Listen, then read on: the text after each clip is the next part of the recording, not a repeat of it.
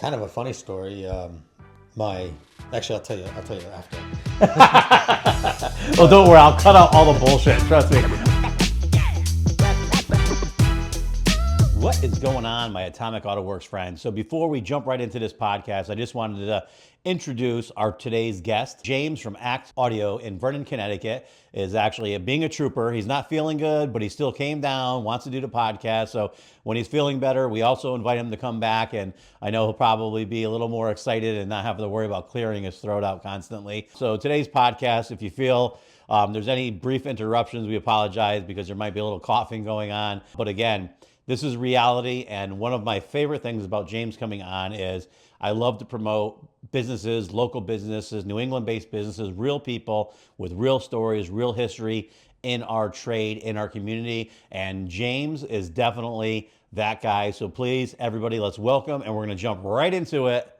James, Act Audio, Vernon, Connecticut. Oh, if you need to reach them, 458 Talcottville Road in Vernon, and their number is 860-870-7679.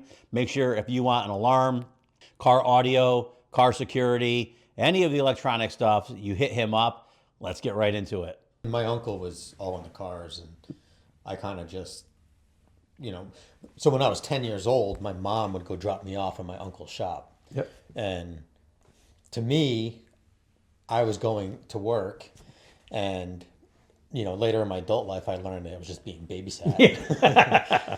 But it was probably the best thing that they did for me, because I'm 10 years old. They dropped me off. I'm vacuuming cars and scraping the paint off the windows, Yeah. the writing, and I'm earning $20 a day, and that's my money. yeah, it instilled a work ethic in Yeah, me. you earned it. And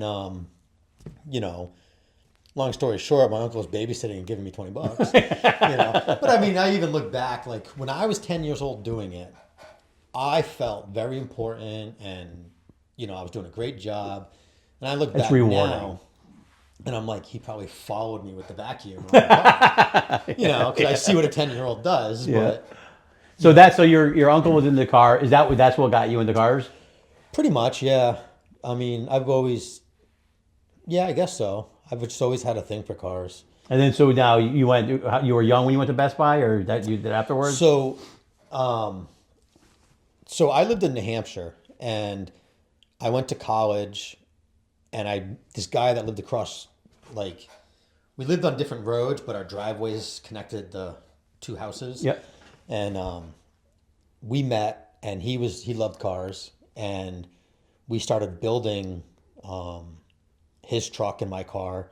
And then his father passed away, and I was getting in a lot of trouble, and I needed a change. I wasn't doing good for myself. Yeah. So he's like, hey, you want to come to Connecticut and start a business? Kind of like a pimp my ride. I was the electric guy, he was the body guy, and we had this guy, Al, who was Upholstery. Oh, nice. But we didn't know our asses from our elbows.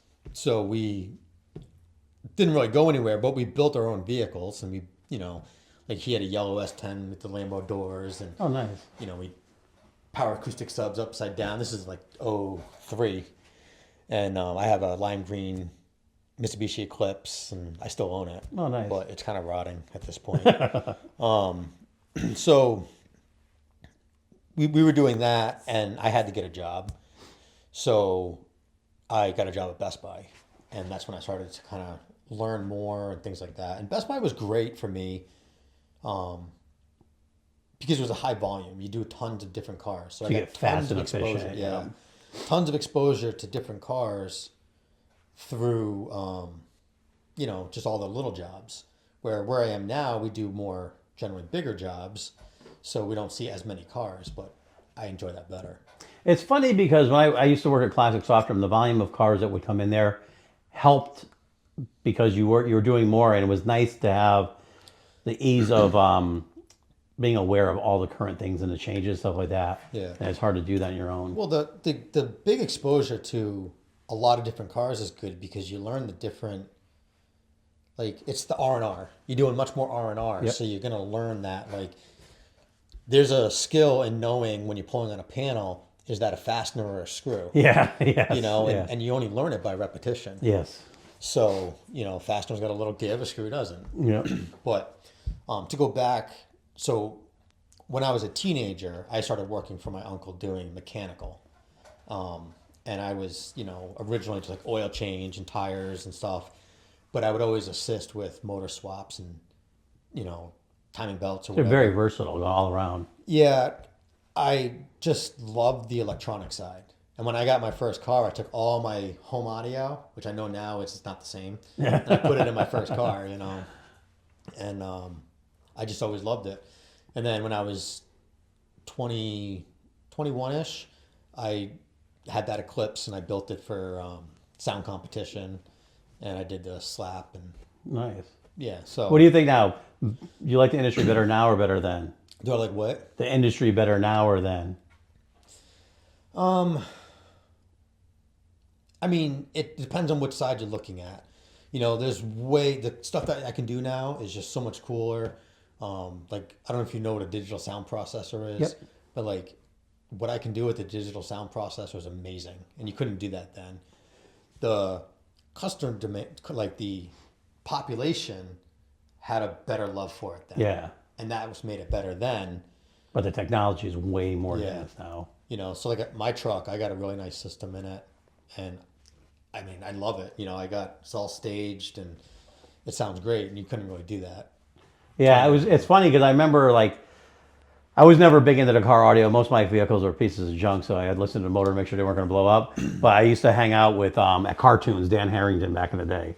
And I remember it was like the coils. They would wind their coils and stuff back then. Yeah. And then all of a sudden you could buy them. Then I remember capacitors come out. And then next thing you know, everything was plug and play. There was no, they used to make everything back then, which seemed like crazy. But then it kind of led to now you can make cooler enclosures and make cooler stuff like that and spend your time doing that versus trying to figure out where every wire goes to and stuff.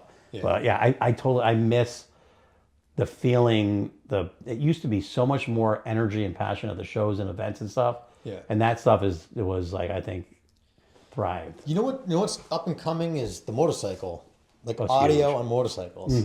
And that's kind of become the big thing now.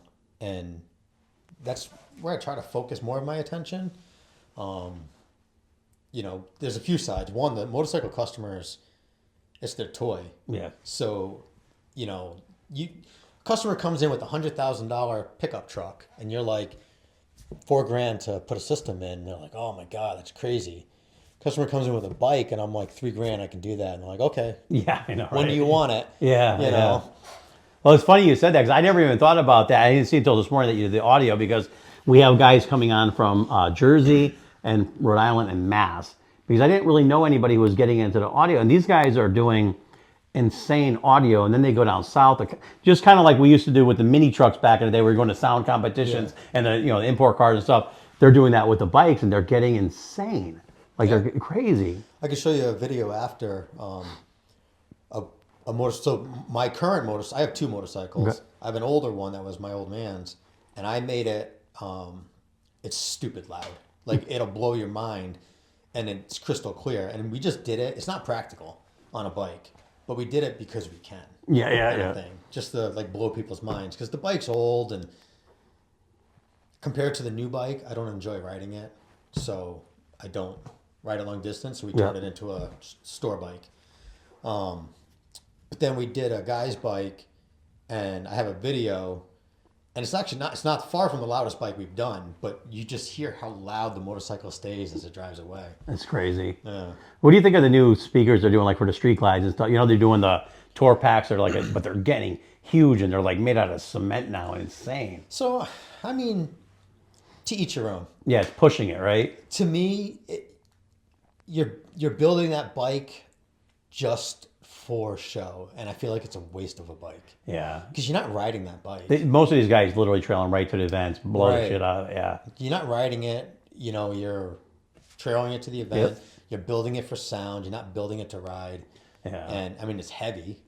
You got to think how top heavy that is too. Oh yeah. So it's not my thing. Yeah. But yeah, I don't. It's funny because it's taken it to such an extreme. We should have done two podcasts, and we could have done it because we got the bike podcast too. We better off put you on there. But yeah, it took it to a level where it's so extreme. I get some of them in, and they're taking the saddlebags and they're Whiting them. winding them. They're filling them with cement, and then they're like, putting the subs into stuff and like that, and it's cool, and it's just so. I must be getting old to even say it, but it's just so loud that you can't even tune them in the shop without pissing off the neighbors. Yeah. It's like getting crazy. Yeah. But and none of them ride them. None of them ride the bikes. A couple of guys, most of the guys I know that do it, they have mini bikes.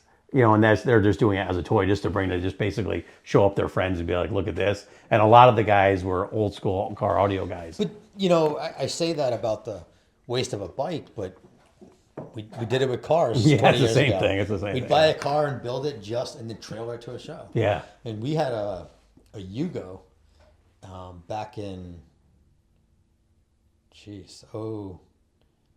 around 2010, and we were for 1 year we were the loudest 212s in the Northeast. Wow. So if you Google Team NESPL, New England SPL, Yugo, you'll see it. Oh, really? And, it was just 212s, and the thing was built it can run, so you can drive it from the trailer to the. Yeah. What's your feeling on everybody using the smaller speakers versus the old school big speakers now? You like the sound better now? Like in what sense? Well, it's weird. So I can't get by. Like I used to love like 18s with big bass, and when you can make it tight with that big bass. But it seems like everybody's doing the smaller speakers, which have amazing for what they are, but they just to me doesn't have that lowness. Yeah. So, I mean, to me, 18s were always too big because you can't get that. It's not a good mix. Yeah.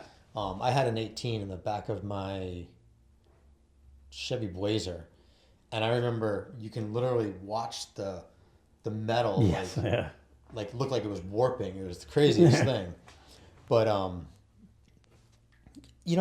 think it comes down to the people aren't as into it as they used to be. There are some people out there, but it's far and few between now. So they're not interested in the big speakers, and they just want something clean And the other problem is a lot of people think there's two things here. The bigger the speaker size, the more power, which isn't true. Yeah. There's especially with the new stuff. Yeah. But then also, like, the best improvement you can do to your car is add a subwoofer. It's your best bang for buck. But most people equate a subwoofer in the car to that vehicle rattling at the stoplight. Yeah. But that's true too. Yeah. You see that, and you're instantly like, remember us being broke kids, and that's what everybody sees, a rattling trunk. I actually got when I was a teen, I don't know, I was probably like 19, 20. I got a ticket for loud music. Nice. Yeah. It's funny. I don't know. You said you were here in like the 2000 area. 2003. 2003. So it might have been just before that. I think we used to do a lot of hydraulic suspensions back in the day, and there was this guy, I forgot his name. He had the Ram van. And the big thing, they would literally, he had like 1810s or whatever. It was like the whole back of it was filled. And he'd go up to like Bradley's and blow out the windows. It was just like crazy back then. But that's a long time ago. Now everything's clean BMWs with nice speakers in them. Yeah. Well, the manufacturers are coming out, like the systems are crazy advanced. That's going to be tough for you because there's not a lot of upgrades, right? Well, people are upgrading less because, and part of car audio is all relative, right? So if the Bose audio system is the best you've ever had, it's amazing. Yeah. Well, to me, it's not bad, but it's not. So you could make these things better, clearer, and there's still upgrades for them a lot. Yeah. I can make any car sound better, really. And the manufacturers keep coming out and they just like 25 speaker system and, but they're adding so many things that, so like the new Toyotas was the first to start. During certain frequencies, the passenger speakers flip out of phase from the driver speakers. So then when you're trying to build a system on that, it gets tricky because you're really it screws everything up. And it's deliberately doing that? Yeah, it's to create a center image for both passenger and driver. So, but like, about fake engine noise. Yeah. Like we have to deal with all that. Sony systems, that. the V8 exhaust comes out the speakers in the Ford trucks. That's crazy. I didn't even think about that. ANC mics, where it's canceling out the exhaust by emitting the opposite frequency through the speakers. Well, we add amp and subs, we got to take care of that. And that's still, because it still needs to work. Or No, you just bypass it. We bypass it, and honestly, no one notices a difference. Yeah. So I don't even know why they have it. Yeah, it's weird. Yeah. I heard stuff about that, but I didn't know that they were actually really still doing that.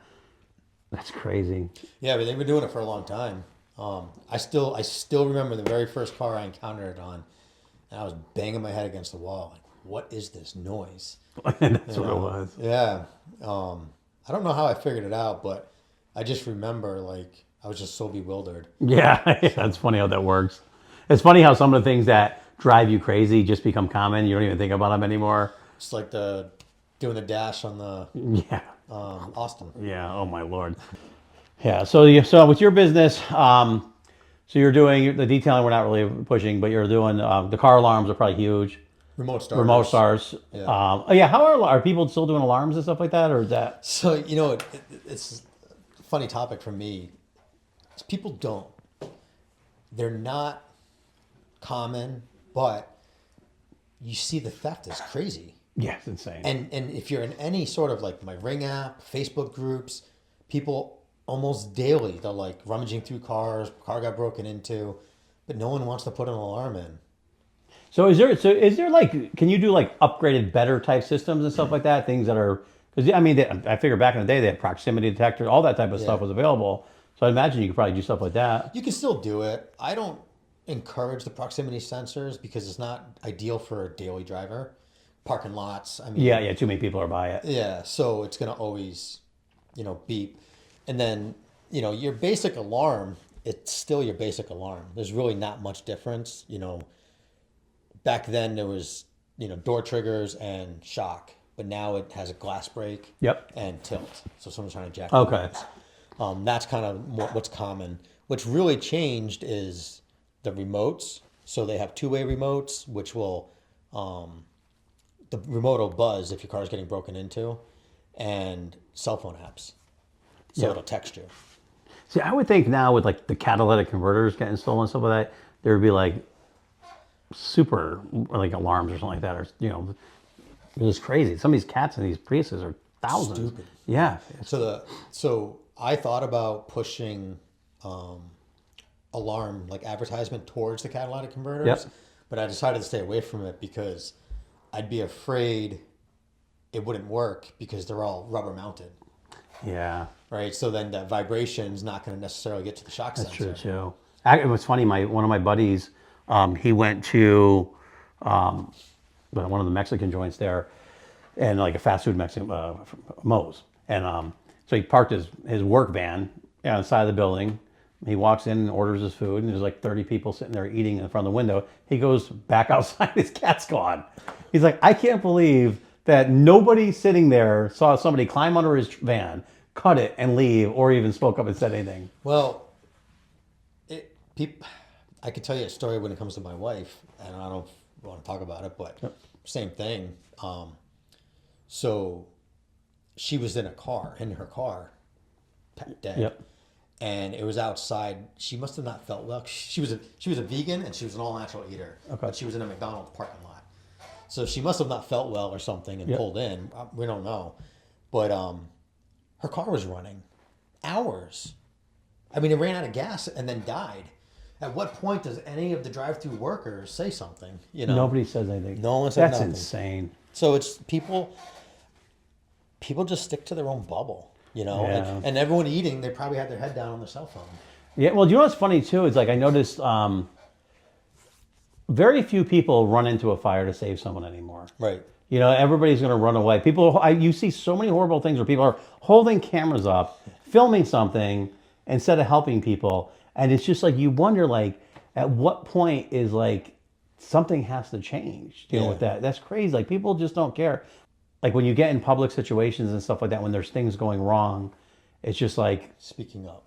Yeah.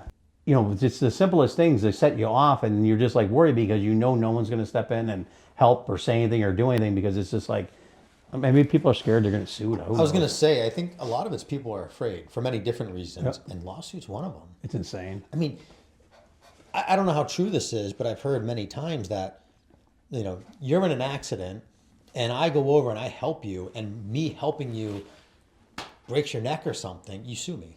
Yeah. And it's like, okay, I could have let you just burn in the car. Yeah. It's funny. That's the number one reason why I think businesses are struggling now, because of the insurances, because of the lawsuits. What is going on? And I know, guys, I don't want to interrupt the podcast, and we never want to talk about sponsorship, advertising, endorsements, but we wouldn't be here today if it wasn't for our sponsors. And we'd like to give a special shout out to Kohl's Products. Kohl's Products has been in the automotive industry for a long time. A lot of you have probably seen them in all the big box stores, all the part stores. They are everywhere. So you could go there, you could see their products, you could purchase them, and they're all about making your car look good and protect it at the same time. One thing that I love about Kohl's Products is they're located right here in New England. And even though we're a worldwide podcast, we really are home-based, grassroots. We love New England. We love supporting New England businesses, and Kohl's Products is one of those. If you end up going to any of the box stores, any of the part stores, all the big guys, and you don't see what you like, you could always go to KohlsProducts.com. And remember, Kohl's Products is COWLES products.com. Check them out. You could actually see installation videos there. All the cool products that they have, a lot of stuff that you might not see in the stores is available online on their website. So check them out. And if you're at one of the big part stores and they don't have what you want there, make sure to grab one of those counter guys. Tell them to tell their managers. Tell that managers to tell their bosses, and their bosses to tell their bosses, and their bosses to tell their bosses, to finally get your products on the shelf. Thank you. Now let's get back to our video. Say we install a radio in your car. Well, there's a bunch of things like you got to hit on, like does the steering wheel controls work? Does this work? Does that work? And when you get busy, and any industry, we all forget things. Yeah. So it's just basically a checklist. And then there's also pictures. So you can take pictures of behind the scenes. And because I'm sure you've had customers come back and be like, hey, I don't know what happened, but no one's touched this, but this is your work. And you're like, it's not my work. Yeah. So now you have timestamp photos. Yeah, no, that's actually cool, because we do it. We actually we take pictures and we upload them, and it's such a process. And I always look into the different software, because like all data and stuff like that, they have like different things that you could do where you could give the guys laptops or tablets, and they could take pictures and stuff like that and put that up there. But then, then next thing you have a dick pic on the tablet, or some stupid thing. And it's always like to show them that you're looking for ease. Because as soon as you said that, I laughed, because we did an interior for a hot rod. Oh, that's what it was. It was for Pat's hot rod. So we did this hot rod, made the whole interior from scratch, and it was really cool. And then we didn't do the audio in it. We just made speaker grills over the kick panels and stuff like that. And so then he comes like 6 months later, he's like, he goes, your kick panels are falling off. So I'm like, I'm pretty anal about that. We mechanical fasteners, like everything, hidden. And so he brings it in, and I'm like, like they have a speaker this big, pushed the kick panel, cracked everything around it. And you're like, holy cow, with that one, we didn't have pictures. And I'm like, don't worry, we'll take care of it. But you just know it had nothing to do with you. Yeah. I mean, I see a lot. I had a customer, which is actually what triggered the idea. Really good customer, and he was being a dick to me. Yeah. And he went to the dealer, and the dealer told him that a crimp cap that we used, a nut cap or whatever it is for home electric, that we use is causing the problem. So he comes back to us, and I'm like, we don't use that stuff. Yeah, we're not like. I mean, you can go search my whole store right now. You're not going to find a single one. Yep. And that's kind of what prompted the general idea of it. If I had a picture of what that job looked like when it left the building that day. Just cover your bases, you're done. I mean, it had been 2 years, but the customer was like, no one touches my car except for the dealer. And I just want to be like, the dealer is not that innocent. Yeah. So. It's funny. We had a car when you said that. I laughed. You have it. You guys probably do it all the time, because you do like all electrical stuff, but there's so many people that use the twist on electric stuff. And you're just like, no, houses don't vibrate. It's like, holy cow. Right. I mean, they have the crimp ones. Yep. And those work well. For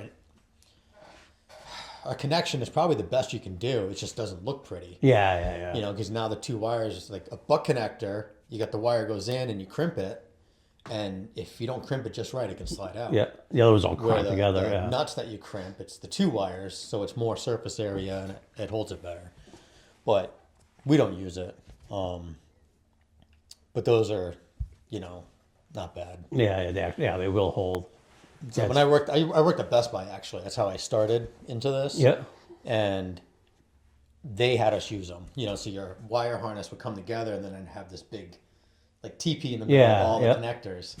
So they actually use them at Best Buy. Yeah. Oh, wow. That's I don't know if they still do. I haven't worked there since 2011. Yeah. But hopefully things change in a few years. Yeah. It's funny because the electronic world changed so much. I remember, like, before everything, they tell you got to solder everything, and then now they're saying with the new cars, the solder reduces the ohms and you can't solder it. And you're just like, oh, I never thought there'd be a day where you're like, you got to use a butt connector over an actual soldered wire or something. It's they're also, the wires are aluminum now in some cars, so you really can't solder to them.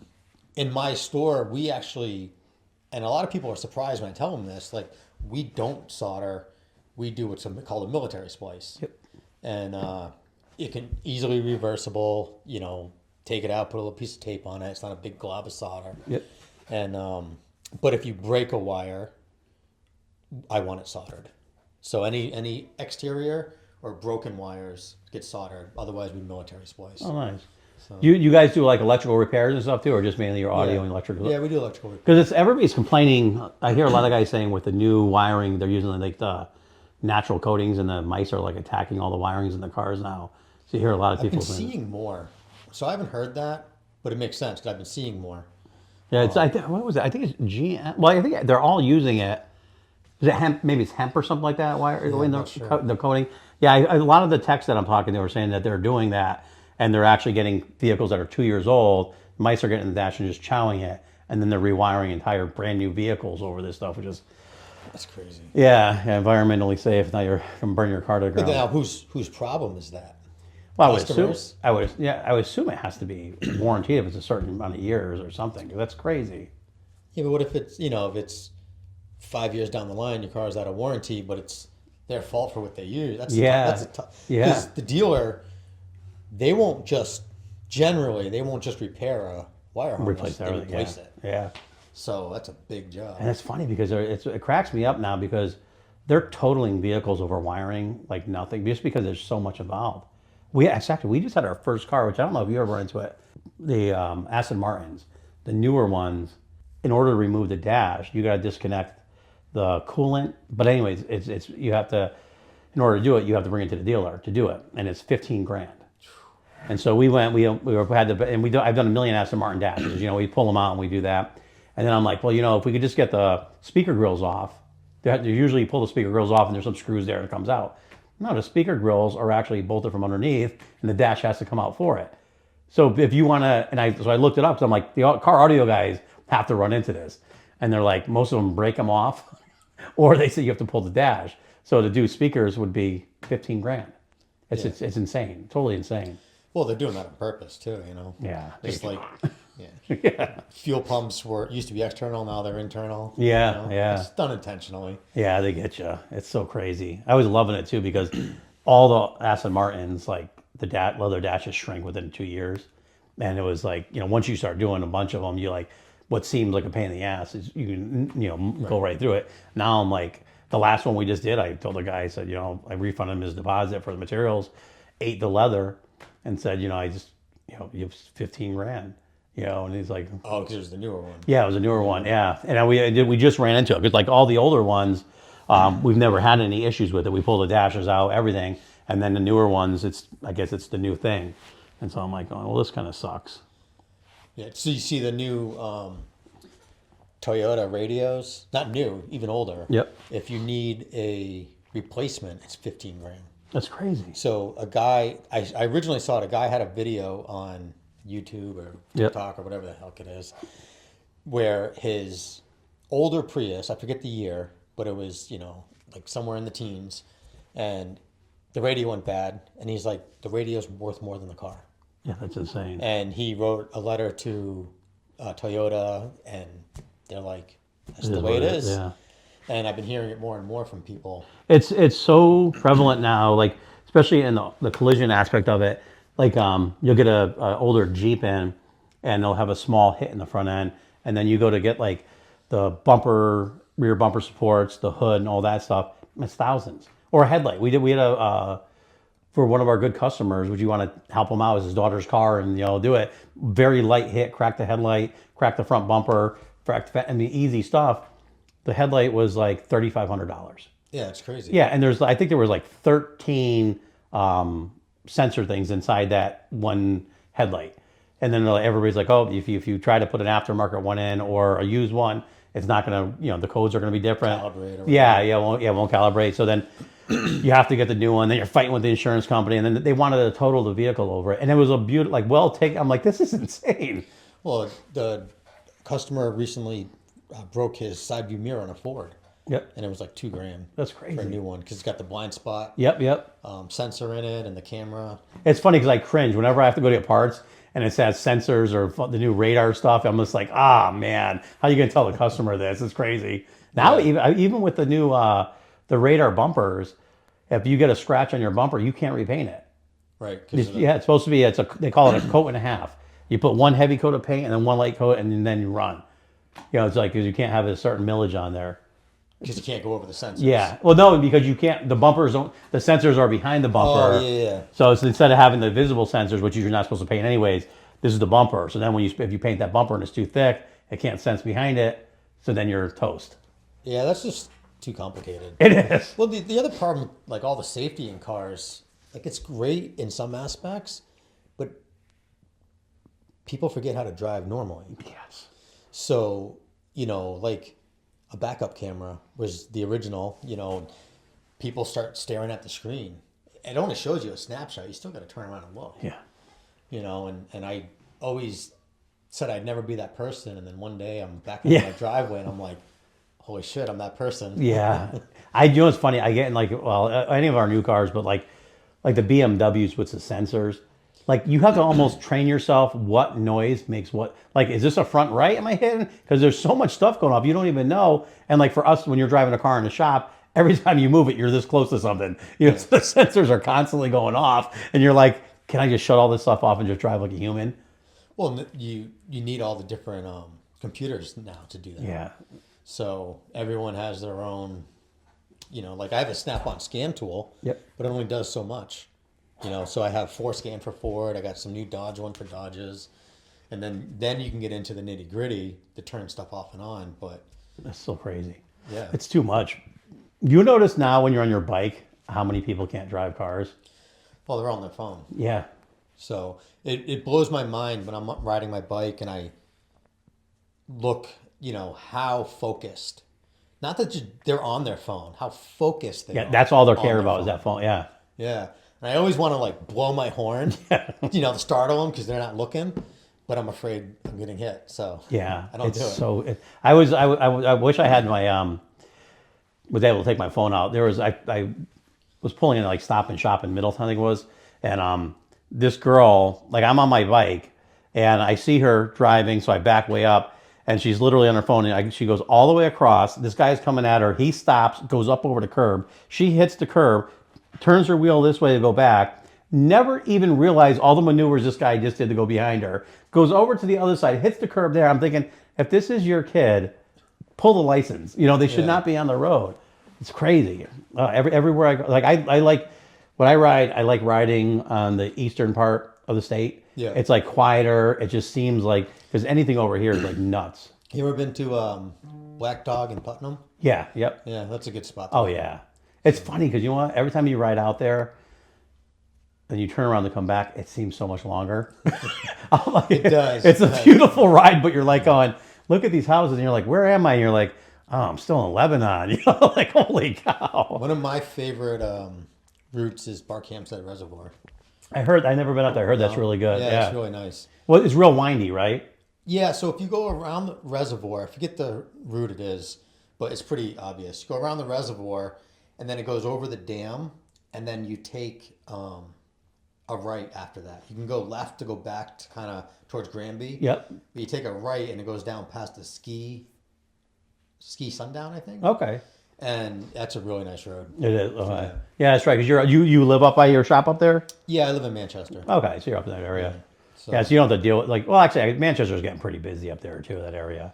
Route 83 through there sucks. Was it? Yeah, it's just, I mean, the cops told me this is years ago that there was over 350 accidents a year just on the Vernon part of Route 83.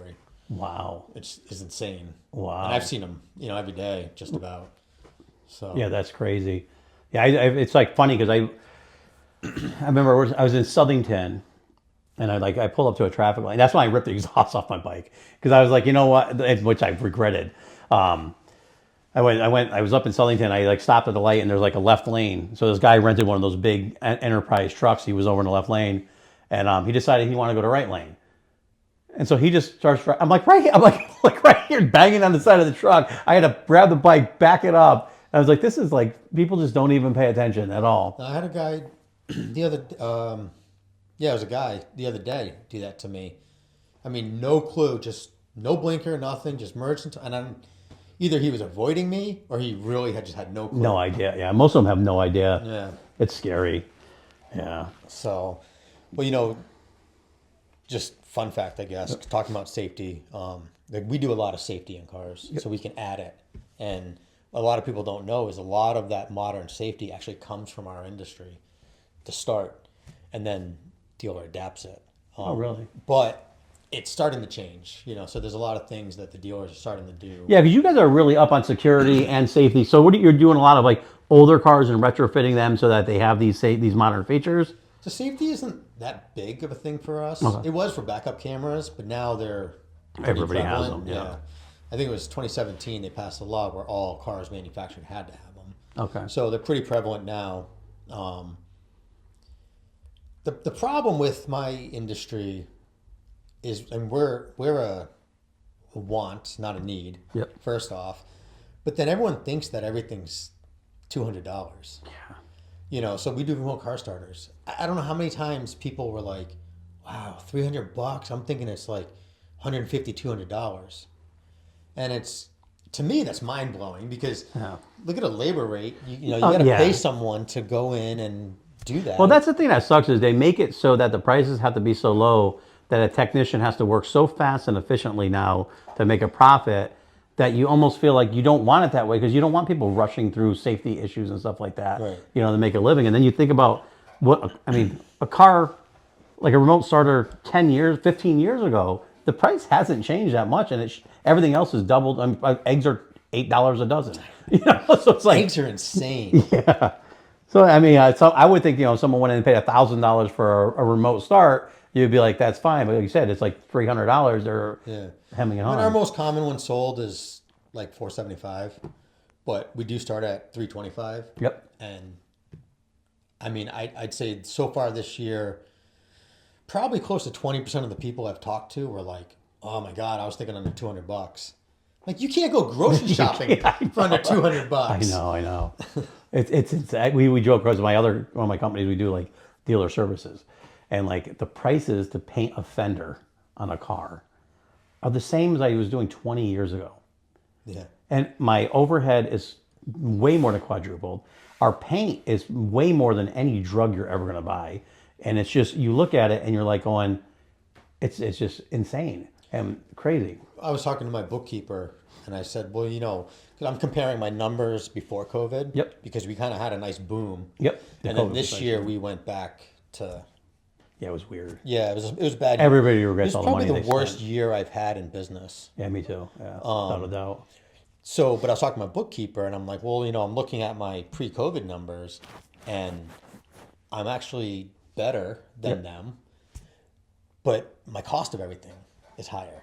So there's less profit there. Yeah. My employees, I pay my employees more because the state raised minimum wage since then, like $4. Well, I feel bad because even without like minimum wage aside, like for a technician to go buy food for their family and pay rent, like we had this past year, 3 of our people were looking for a place to rent, like a house to rent.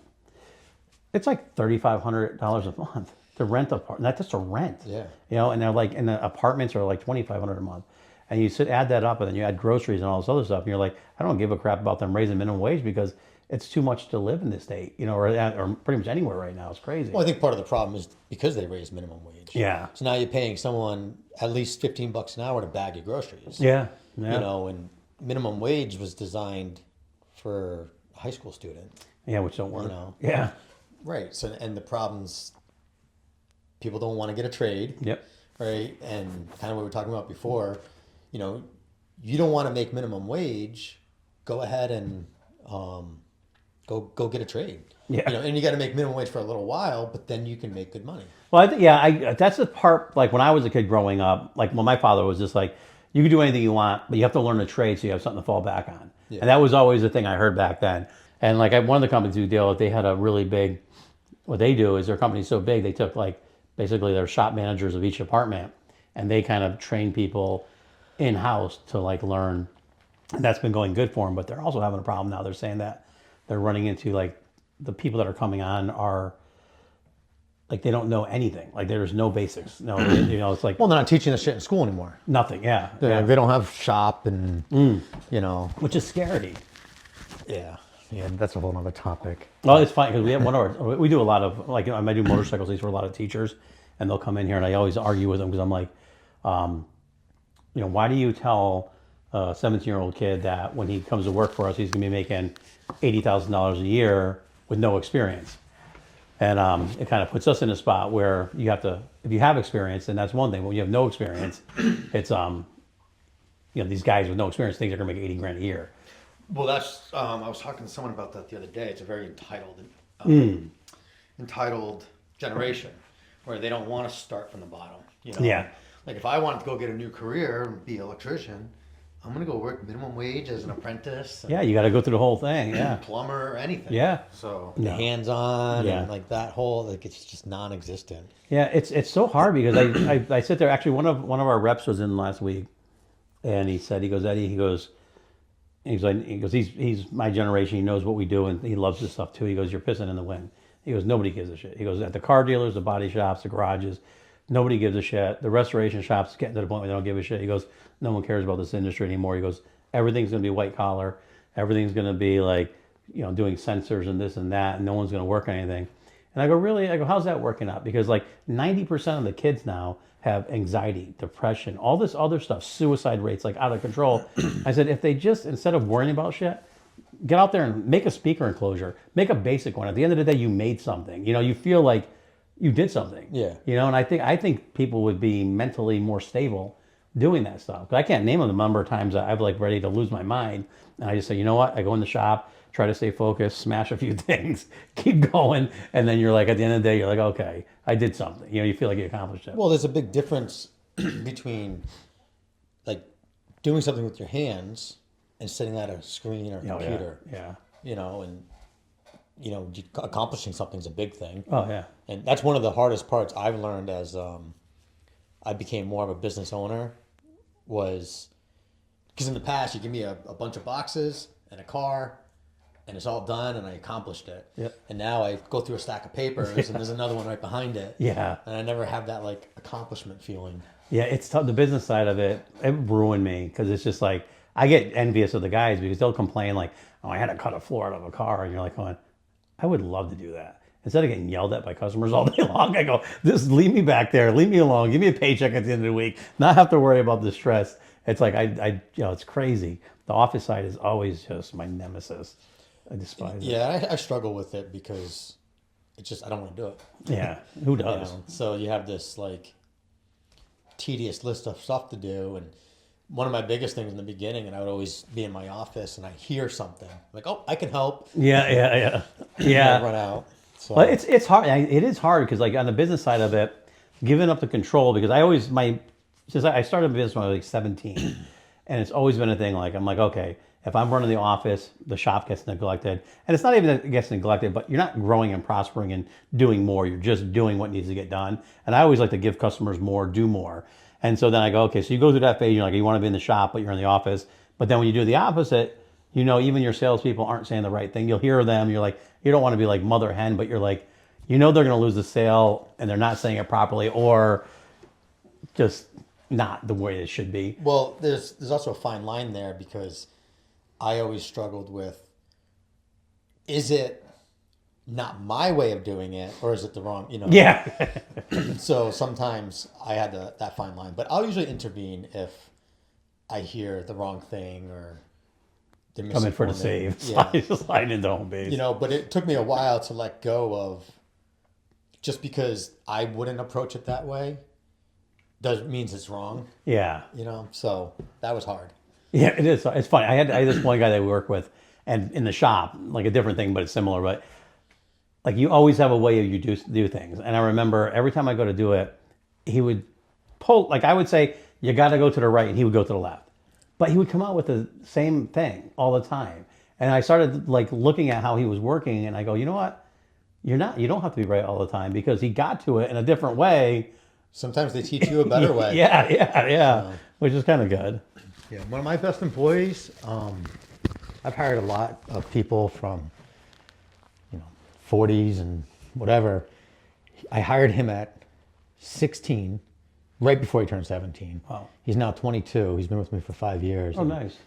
He's an all-star. Oh, great. He's great with his It's hands. nice when you hear young guys are doing well like that. That's really good. He was I don't know what I'm working, like a gold and a whatever. He was a good find. Nice. Yeah. The one in a million. Yeah. They're. It's funny. They're out there. It's so hard. I mean, like for my business, like the custom aspect of it was always a struggle getting good people. I mean, like everybody complains about it now, but I remember 25 years ago, it was never easy. It was just like you're trying to get people that are really advanced in their career or in their field to come do stuff, and it was like, it's always been a juggle, but. I'm hoping that we can get people more trained into it, get people more involved into what we're doing. It's hard because I look at like with the car audio segment now, to me, the stuff that they're doing now, if we were able to do that 20 years ago, it would be so cool. With all the CNC stuff they're doing, and then the new the router cables and all the stuff they're doing, there's so much cool stuff, but you need to find people that are going to do that and have that creativity and passion about it. And it's funny because it fires me up because I see all the stuff you could do now. And it's kind of, I guess it's hard too, because like when you look at like where all the businesses are going, like everybody has plastic injection machines now and CNC machines and all this stuff. And so when you start off a business, you're like, spend $1 million on it. Like how, at what point, like one of my buddies said, we were talking about like going and just saying, okay, we're going to buy all the machines. I'll buy everything, finance them and make payments on it. And I'm like I'll be paying these things till I'm 70 years old.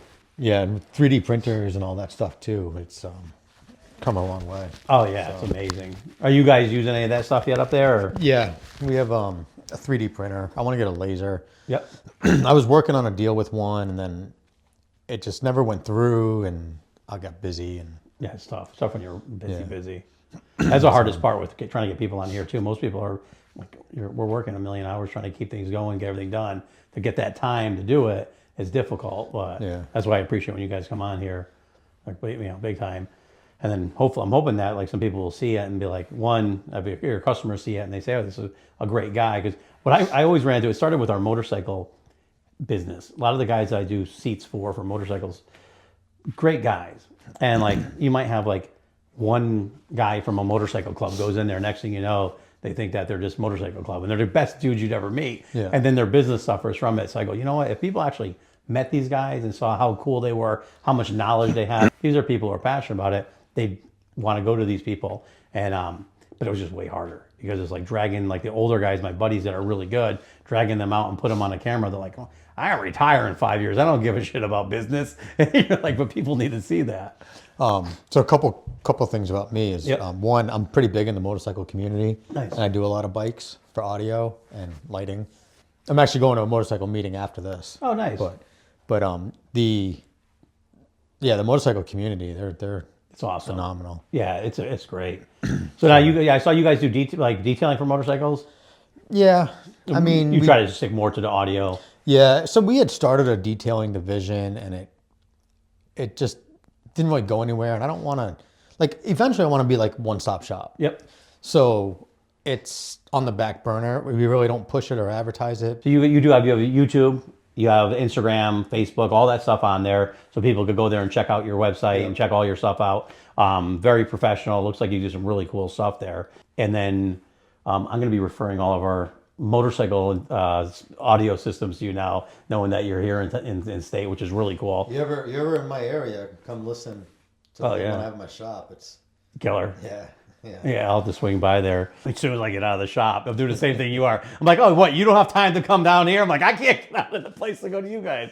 It's crazy. I really appreciate you coming down here though, because I know it's a tough thing when you're running the business and actually doing stuff and all that. Is there any other like any special things, events, anything you got going on? So we're going to be doing a motorcycle show. We don't have a date set in stone though. Okay. But it'll be probably late spring. Yep. We started a yearly one, and the year my wife passed, it was actually the same day that her funeral was. We canceled it, and I just never went back and did it. I bet, yeah. So we want to start that up again this year. Oh, nice. And, we did audio and, like custom and stuff like that. So you have like classes, people go bring it in and judge them or whatever. Yeah. And it was always for a cause. Yep. Something like the last one we did was for glioblastoma. Okay. So we always picked something. Just to be helpful and stuff. It's funny about the bikes is the bike community, everything they do is always to help people out. Yeah. You get such a bad rap for such a great community. But, like I said, when my wife passed, they called. I got a text that said, "Hey, can we show up in our cuts?" I said, "Yeah, absolutely." Yep. And they must have organized waves, so that there was always someone coming through. And then they organized a food train to my house for 2 weeks, where I had food delivered to my house for 2 weeks. It's amazing. It's amazing stuff they do. Yeah. I look at the stuff they do for kids and for cancers and so much stuff, and it's just like that's a community that really should be shown how great it is, because I think that's what we're going to have to do, because we have our bikes channel that we're working on, and that's what I kind of wanted to do, is showcase some of the great things people are doing, because it's a community that deserves to be kind of shown. And you know what the problem is? It's real America, because it's people who do things without any, they don't want to be. They just do it because it's the right thing to do. I think we need more of that in this world. But so as far as for audio stuff, so obviously we know you do the remote starts, you do alarms, audio upgrades, you're doing safety protocol stuff. Yeah. So it's like there's a lot of stuff people could go up there and see. And then obviously I think you'll probably post your the motorcycle events on your website or on Facebook. Yeah, and then the website. When you get that ready, let me know too, or shoot me an email and we'll put it up too, because like I said, we're working on our I'm trying to do just a solely motorcycle channel, because even though I love cars, I love bikes, I love trucks, I love everything, when I want to think about my motorcycle, I don't really give a shit about my car. Yeah. And so you get in that zone. So we're going to kind of separate it, and it's hard because a lot of shops now do multiple. They do cars and motorcycles, even like repair shops. And it's funny because I remember 20 years ago, a bunch of my buddies would say, if you're a motorcycle shop, you only work on motorcycles. And even like the suppliers would only sell to you if you were solely a motorcycle shop and car stuff to car shops. But nowadays, everything's kind of merging because the way the economy is, people are doing a little bit of both. So, well, those specialty shops are becoming less and less too. Yeah, there's none. So, for like us, I mean, if we were just car audio, we probably wouldn't be in business. Yeah, it's tough. So we've had to diversify. Well, what's funny? I look at like 8 years ago, I had 1,800 motorcycle dealers alone worldwide. 6 now. Really? Yeah. It's just like they're just all the bike shops are gone, and we went for our motorcycle channel because I'm like very passionate about motorcycles. I'm like, you know what? We're gonna get that channel going, and I spent like a lot of my free time reaching out to people, and like it actually even funny because I reached out to Brian, who's going to be on here, and he's like, Eddie, he goes, when's the last time you've been to my shop? I go, it's been a while. He goes, yeah. He goes, you know what? We're kind of pretty much shut down. I'm just doing stuff on my own stuff, well. And so a lot of these guys that have been doing just solely bikes are onto other things, and a lot of the other guys are doing car stuff now too. So yeah, you have to diversify.